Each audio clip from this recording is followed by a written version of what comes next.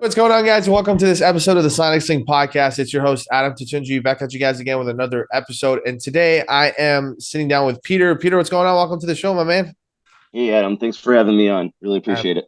appreciate you, my man. So why don't you give us a little 30-second background on like what you're all about and who you are so you can give the audience a little bit context and we'll get started. Absolutely, yeah. So my name's Peter Ramadan. I'm located in Chicago, Illinois. I've been in the cybersecurity industry for last like 7, 8 years, bouncing all around, working for healthcare, working for like a logistics company. So yeah, very dedicated to what I do, very passionate what I do. So yeah, happy to talk about it. Cool, man. So like tell us a little bit about like some common cybersecurity threats that you've seen kind of in the work field that you've been involved in. So there's been, I would say, two that kind of like pop out in my mind.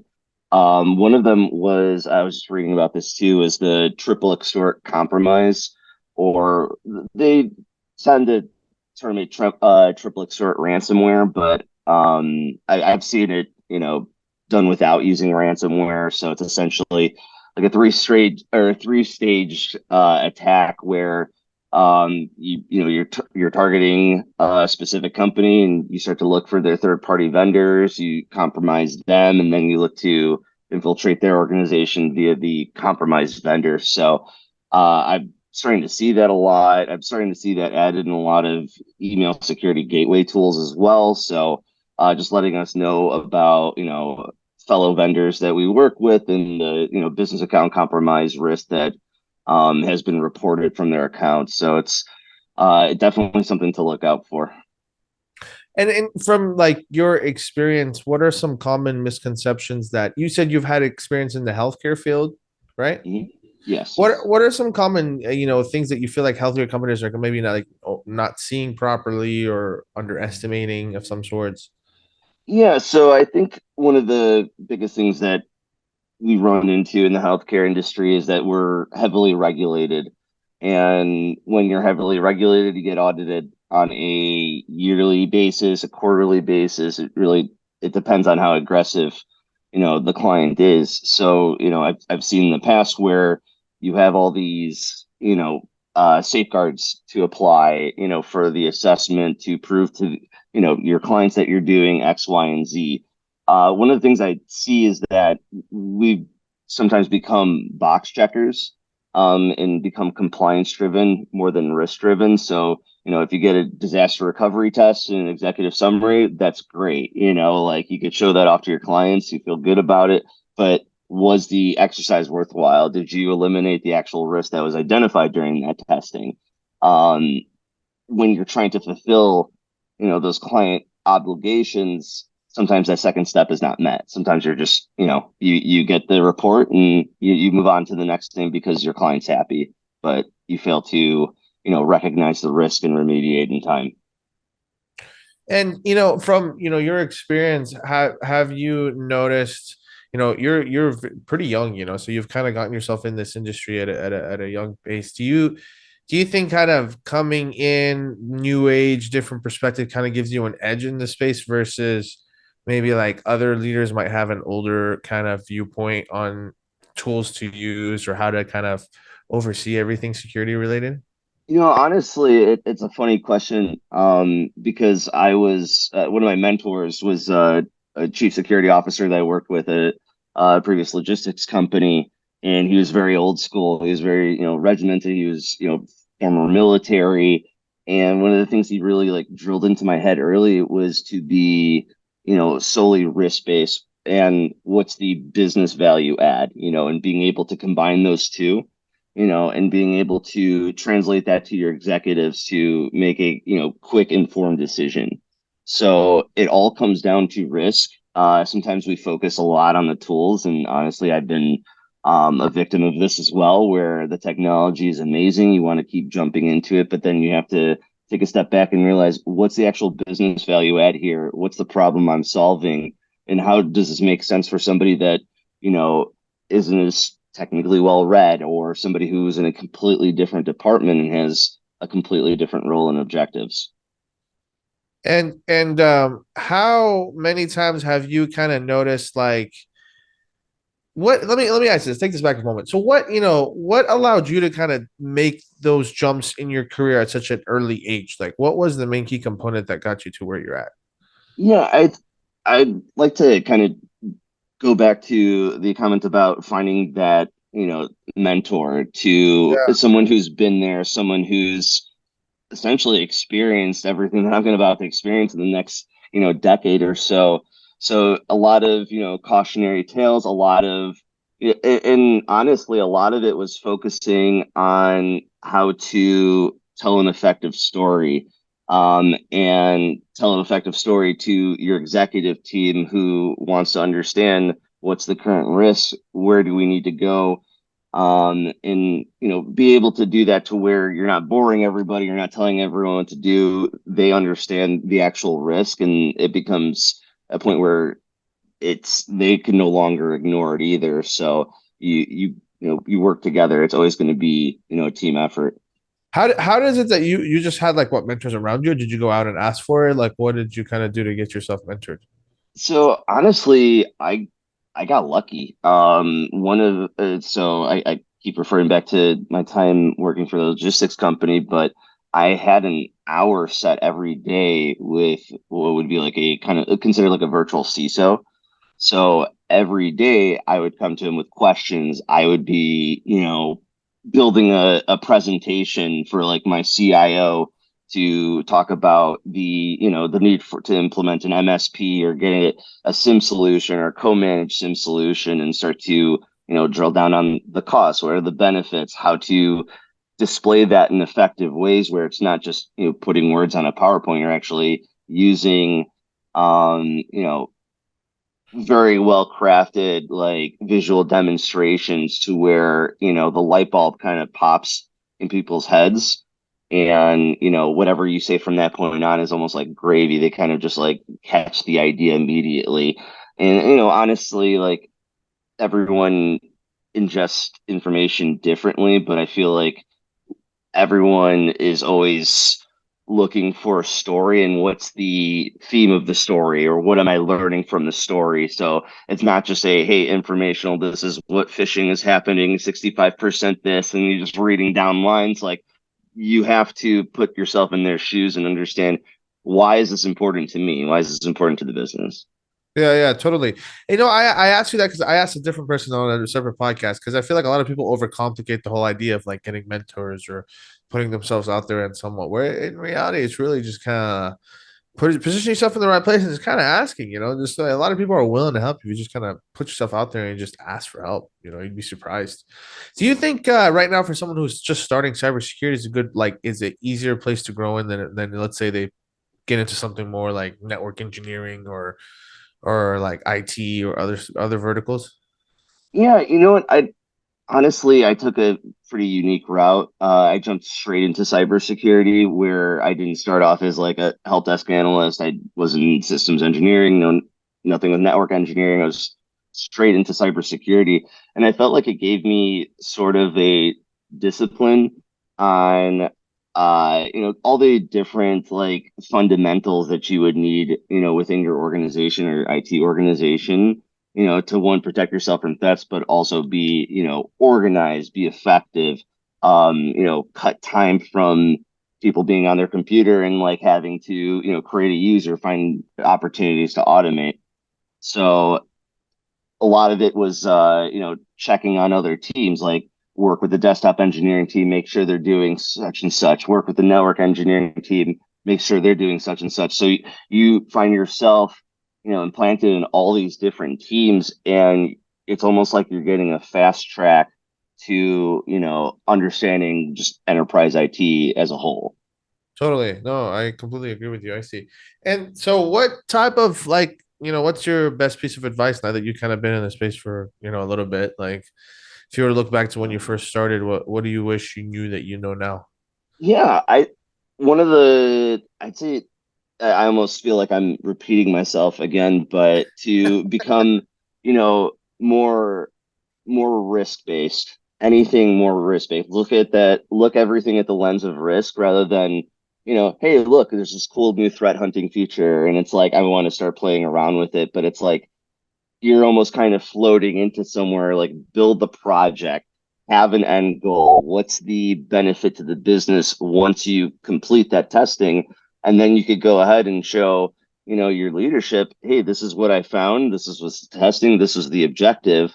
The objective was completed. I would like to roll this out. It's an X amount extra, but we're defending ourselves against this. Like once you start to lay it out like that, rather than, hey, I tested this, like develop project plans, become your own project manager, and really kind of get into that swing of understanding like what are my milestones and be organized in that kind of approach.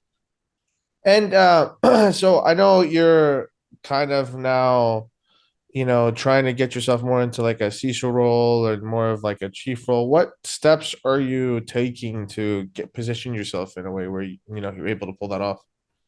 Yeah, I think it's taking the time outside of work, to go to different events, go to network gatherings, make as many friends as possible.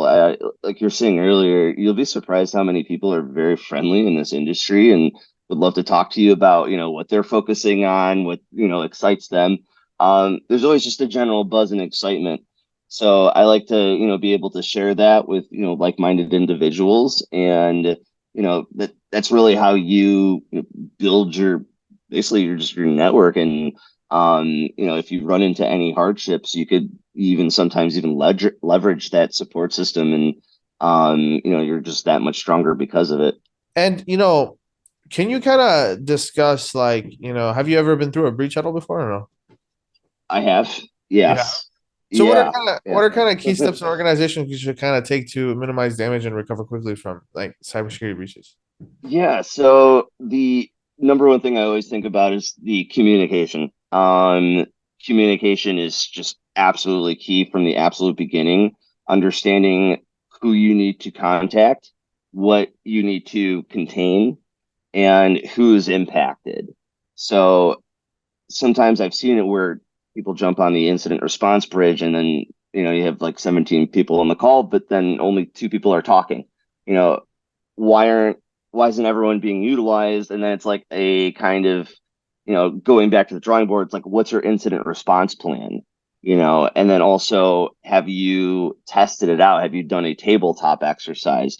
So I had probably giving you reasons for prevention instead of, hey, you're already in the midst of it. You can't really do much to prevent when you're getting attacked.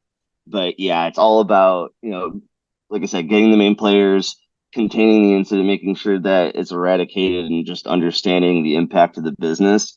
And then also, putting a post-mortem kind review, like what are your lessons learned? I find that to be one of the most crucial parts of the incident response process, because why did it happen? Is there anything that we could do better? Like, did we respond well? And once you start to ask yourself those questions and be honest with yourself, then you can start to come up with strategies to say, hey, next time this happens, I'm going to create an incident response bridge where everyone could jump on immediately. Whenever we have an account compromise, I have a playbook. So if I am on vacation and I'm the only security person in the organization, I have a playbook to where if somebody is gets a ticket or gets an alert saying, hey, there's an account compromise, they pull out the playbook and they know exactly to lock account, clear out sessions, make sure that the account's AD sync, because sometimes that password, when you change it on premise, doesn't immediately sync to the cloud. So it's like making sure for those little gotchas, and just continuously retuning and refining the process. And from your perspective, have you ever like I don't know if you've ever had this issue. I'm sure you have, but like in terms of like user convenience and making sure you also have the right security stack in place, how do you kind of balance the two? I I always ask a lot of questions. I like to say, hey, I like to put myself in your shoes, but I also like to play the game in reverse, where I have questions around the use of like public AI, and everyone's like throwing up their hand saying, hey, why can't we use chat gpt to help develop these creative materials to market this drug or whatever. I asked the question, how do you control something that you don't own? And I start from there and help them understand what I'm dealing with so they could understand the risk rather than it being kind of a one-sided conversation. So the questions I find is always a very good approach. Sometimes it's almost disarming because it's like, oh, the security guy's about to get on his pedestal and start telling me what I should or shouldn't do. But if I usually end up asking the questions and giving them the ball, the conversation tends to flow a lot easier. So I'm gonna, start to continue doing that. Yeah, no, I mean it's really just conversing really at the end of the day, to be honest. I think it's not much else you can do except just be on the same page and try to just work it out, you know? Do Yeah, you we're we're here to. do you I'm treat each sorry. department differently? I'm sorry. Say that again. Do you treat each department differently? I don't. No, I have to look at everything through a specific lens. There's a certain level of justification that acquires, and it's everyone's on the same playing field when you're getting through those phases of justification. So it's like I need to install some software on my computer. I need admin rights. It does this, this, and this, and this. It's like, what is your business justification? What's the business ad? Obviously, there's a amount of research that needs to be done by the IT team to understand the risk of having a software like that in the environment.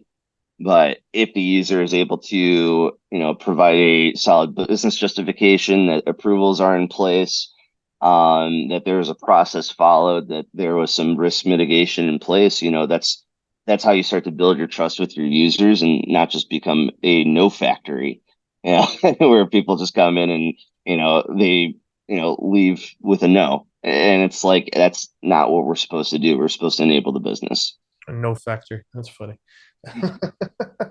So you've worked remote. So what kind of strategies do you recommend for, companies to follow when it comes to securing remote employees? Yeah, so it's getting closer to a zero trust model, and I think like zero trust tends to be pretty flashy word, but I think it's more of just an ideology of like what can you put on the no trust list? Like I have all these people who work, all my employees work in 10 different countries.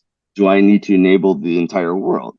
Can I start putting a conditional access rules to say, hey, if you're coming in from Turkey or Germany and I don't have any employees there, I'm going to restrict any logins from there. And you've already cut off, you know, that amount of risk of a potential compromise from a different country. So you're starting to cross things off the list, and then you can start to build on it. You could get into trusted endpoints. So if it's a business asset, having it linked with Intune or some device ID, whatever MDM tool, and only having trusted devices be able to access your Office 365 apps, your training development tools, whatever is enterprise related.